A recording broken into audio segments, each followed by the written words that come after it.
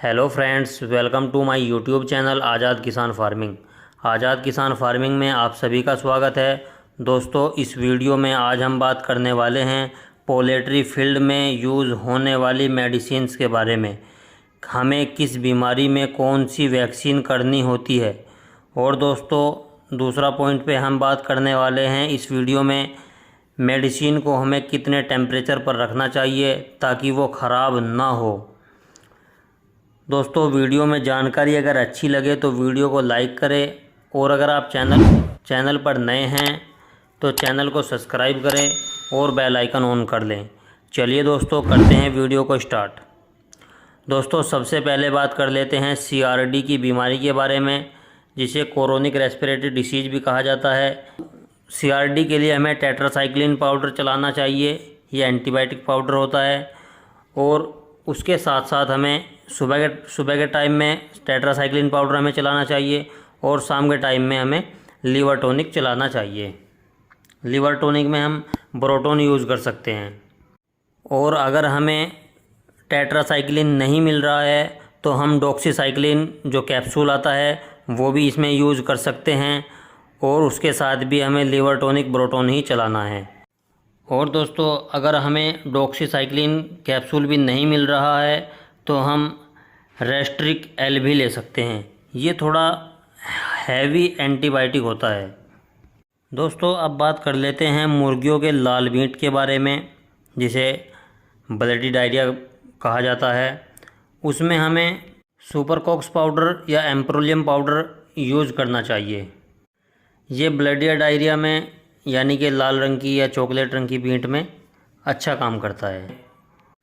दोस्तों, अब बात कर लेते हैं मुर्गियों के पेट में अगर कीड़े हो जाते हैं, जिस वजह से हमारी मुर्गियों का वज़न नहीं बढ़ पाता है, तो उसके लिए हमें एल्बमर का इस्तेमाल करना चाहिए। इसे हम 75 दिन बाद दे सकते हैं, और उसके हर 3 महीने बाद दे सकते हैं। कोई दिक्कत वाली बात नहीं है। दोस्तों, अब बात कर लेते हैं लिक्सन पाउडर के बारे में। लिक्सन पाउडर होता है जब हमारे चूज़े आते हैं, चूज़े आने के 5 घंटे बाद, यानी कि 5 घंटे तक तो हम चूज़ों को गुड़ का पानी देते हैं। उसके बाद हम 2 दिन तक चूज़ों में लिक्सन पाउडर चलाते हैं। 1 ग्राम लिक्सन पाउडर लेते हैं और 1 लीटर पानी में मिला के अच्छी तरीके से घोल के अपने चूज़ों को पीने के लिए दे देते हैं। तो अब बात कर लेते हैं मुर्गियों में अगर बुखार हो जाता है तो हमें बुखार में क्या देना चाहिए। हम मुर्गियों में बुखार के टाइम जो छोटे बच्चों को देने वाली दवाई होती है फ्लेक्सोन सिरप, वो भी दे सकते हैं, और इसके साथ साथ पैरासीटामोल भी दे सकते हैं। पैरासीटामोल जो 650 mg में आती है, वो भी हम 50 किलो बॉडी वेट पे 1 टैबलेट दे सकते हैं। उससे भी हमारे बर्ड्स का बुखार चला जाता है। उसके बाद एक दवाई ये आती है टाइलोसिन के नाम से, ये ट्रोक्स भी इस पे लिखा होता है। ये भी CRD में दी जाती है, या CCRD अगर हमारे बर्ड्स में हो जाता है, ये उस वक्त दी जाती है। दोस्तों, अब बात कर लेते हैं अगर हमारे बर्ड्स वज़न नहीं बढ़ा रहे हैं, किसी भी तरीके से वज़न उनका नहीं बढ़ रहा है, तो उसके लिए हमें क्या करना चाहिए। उसके लिए एक मेडिसिन आती है ग्रोवीफ्लेक्स। ये वज़न बढ़ाने में बहुत अच्छा काम करती है, हम इसे भी यूज़ कर सकते हैं। दोस्तों, मैं आपको बता दूं, इसके साथ साथ एक मेडिसिन और आती है टॉक्सोल के नाम से। ये एग प्लस वेट, ये लेयर की मुर्गियों को दिया जाता है। ये एग प्लस वेट दोनों को बढ़ाने में बहुत अच्छा काम करती है। और दोस्तों, मैं आपको बता दूं, इसके साथ साथ एक मेडिसिन आती है सभी प्रकार के डायरिया के लिए। जितनी भी प्रकार की हमारे बर्ड्स में डायरिया हो जाता है, कभी कभी लाल मीट करना शुरू कर देते हैं, कभी कभी ग्रीन मीट करना शुरू कर देते हैं, कभी वाइट मीट करना शुरू कर देते हैं, कभी चॉकलेट कलर की मीट करना शुरू कर देते हैं। इन सब के लिए एक सबसे बेहतरीन मेडिसिन आती है, उसका नाम होता है सिप्रोजोल टी। इसे भी हम इस्तेमाल कर सकते हैं सभी प्रकार के डायरिया के लिए। इसके साथ साथ एक आता है B904। दोस्तों, ये जो है ये डिसइंफेक्टेड करने की मेडिसिन होती है। इससे हम अपने फार्म को डिसइंफेक्टेड कर सकते हैं। इसी के साथ साथ दोस्तों बेटनिसोल ड्रॉप आता है, ये आँख में डालने के लिए कुराइज़ा बीमारी के लिए होता है। आँख में सूजन अगर आ जाती है या आँख चिपक जाती है उसके लिए हम इसको इस्तेमाल कर सकते हैं। और इसी के साथ साथ दोस्तों एक आता है लीवर टॉनिक, ये ब्रोटोन लीवर टॉनिक होता है।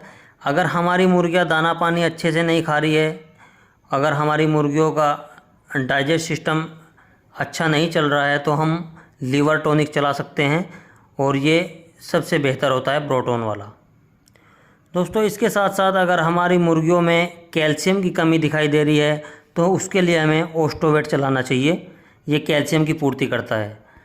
और ओस्टोवेट के साथ साथ ओस्टोवेट में मिलाकर अगर हमने 1 लीटर ओस्टोवेट लिया है तो उसके साथ हमें 30 ml विमरो मिलाकर जब देना चाहिए।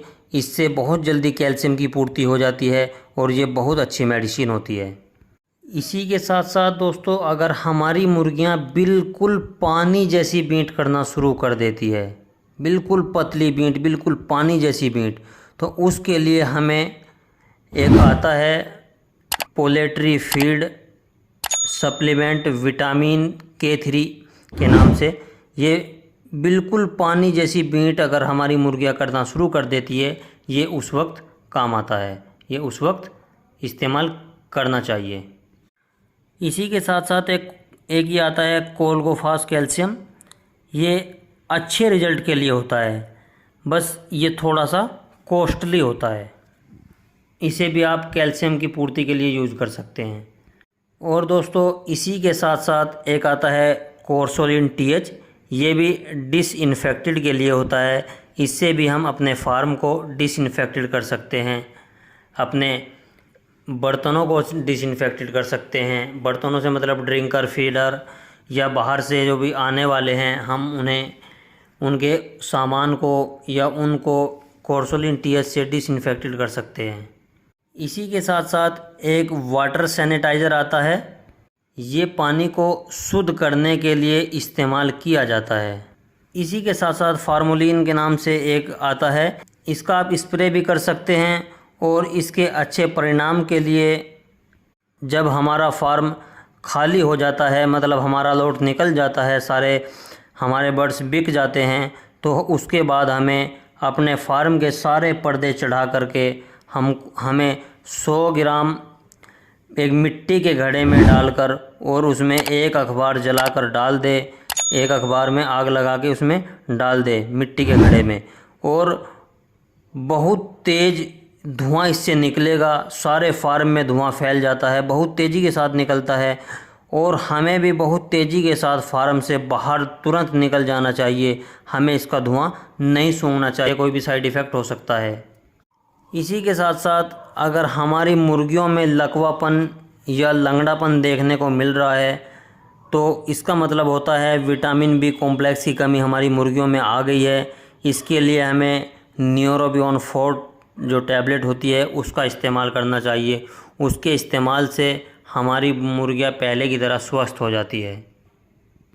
दोस्तों मैं आपको बता दूं, हम इस वैक्सीन को, इस मेडिसिन को हमें ऐसी जगह रखना चाहिए जहां का टेम्परेचर 28 डिग्री से लेकर 30-31 डिग्री तक रहता है। इससे ज़्यादा टेम्परेचर में अगर हम अपनी मेडिसिन को रखेंगे तो हमारी मेडिसिन ख़राब हो सकती है। इसके साथ साथ अब हम बात कर लेते हैं हमें ये मेडिसिन ख़रीदने के बाद कितने दिन तक यूज़ करना चाहिए। दोस्तों इसके लिए मैं आपको बता दूं, हर एक मेडिसिन पे उसकी एक्सपायरी डेट लिखी होती है। एक्सपायरी डेट से 5 दिन या 5 से कम दिन अगर बचे हुए हैं तो हमें इस्तेमाल नहीं करनी चाहिए, हमें दूसरी ही ख़रीद के इस्तेमाल करनी चाहिए। अब बात कर लेते हैं वैक्सीन कब और कौन सी की जाती है। दोस्तों 7 दिन में लसोटा की वैक्सीन की जाती है रानीखेत की बीमारी से बचने के लिए। 14 दिन में IBD गम्बोरो की यानी कि इन्फेक्शियस बर्सल डिसीज़ गम्बोरो की बीमारी से बचने के लिए की जाती है। फिर 21 दिन में रानीखेत की दूसरी वैक्सीन की जाती है बूस्टर डोज, ये रानीखेत की बीमारी से बचने के लिए की जाती है। इसके बाद 28 दिन में IBD की दूसरी वैक्सीन की जाती है, ये भी गम्बोरो से बचने के लिए की जाती है। उसके बाद 42 दिन में फोलपॉक्स की, ऑक्स वायरस से बचने के लिए फोलपॉक्स के नाम से एक वैक्सीन आती है, वो की जाती है। उसके बाद 50 से 53 दिन के आसपास हमें रानीखेत की बीमारी से बचने के लिए R2B वैक्सीन करनी होती है। दोस्तों, अब मैं आपको बता दूं सबसे इम्पोर्टेंट टॉपिक क्या है। इम्पोर्टेंट टॉपिक ये है कि हमें वैक्सीन कब नहीं करनी चाहिए। दोस्तों, अगर हमारी मुर्गियों में पहले से कोई बीमारी चल रही है तो हमें किसी भी बीमारी का वैक्सीन उस टाइम नहीं करना चाहिए। अगर 1-2 दिन ऊपर नीचे हो जाए तो कोई दिक्कत वाली बात नहीं है। पहले हमें मुर्गियों की लगी हुई बीमारी को ठीक करना होता है और उसके बाद ही हम वैक्सीन कर सकते हैं।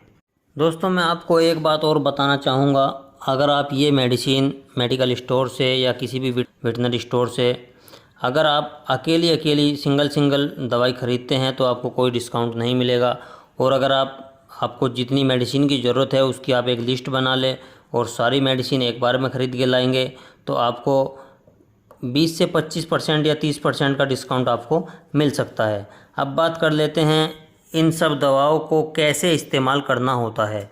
दोस्तों, उसके लिए मैं आपको बता दूं, हर एक मेडिसिन के यूज़ का तरीका मेडिसिन के पीछे लिखा होता है।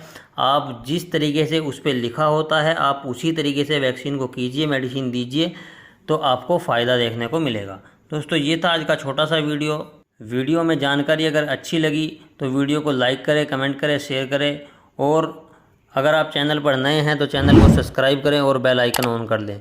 चलिए दोस्तों, मिलते हैं किसी और इन्फॉर्मेटिव वीडियो के साथ। तब तक के लिए जय जवान जय किसान।